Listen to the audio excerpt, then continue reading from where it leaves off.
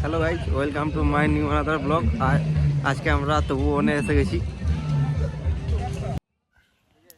এই যে দেখতে পাচ্ছেন তপোবনে কত টুরিস্টের সমাগম হয়েছে। দূর থেকে, বাইরে থেকে, অনেক দূর থেকে টুরিস্ট আসে এখানটায়। দেখতে পাচ্ছেন আমাদের দুই প্লেয়ার। পুলিশ প্রশাসনও এখানটায় আছে। এই যে তপোবন দেখতে পাচ্ছেন কত বাইক টাইক,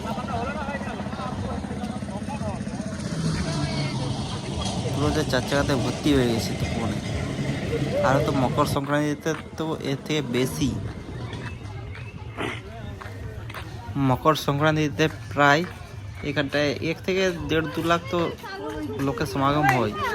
রাস্তাগুলো একদম জামে ভর্তি হয়ে যায়।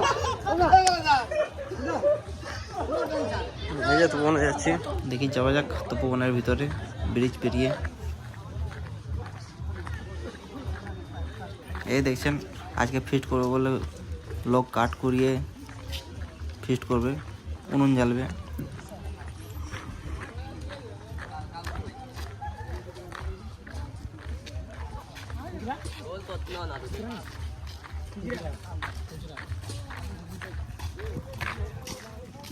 এটা একটা ছোট খাল হিসেবে বলা যায়, খালই বলা যায়। এটা হচ্ছে সামনে ড্যাম আছে, ড্যাম থেকে জল বেরোচ্ছে।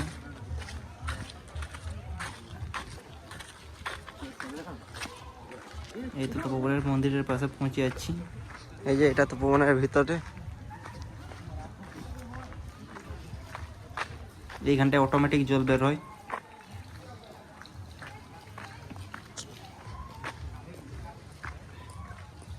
এই যে তপোবনের ভিউটা দেখতে পাচ্ছ কত সুন্দর।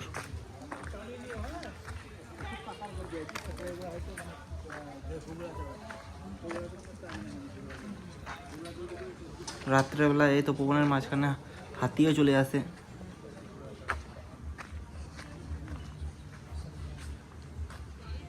এই হচ্ছে মন্দিরটা নতুন হয়েছে।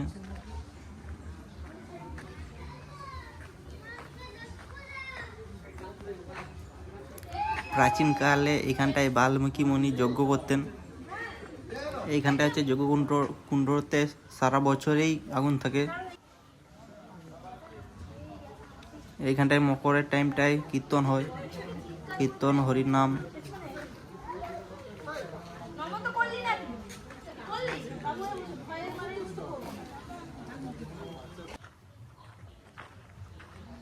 এইখান থেকে ভিউটা খুব সুন্দর লাগছে দেখুন।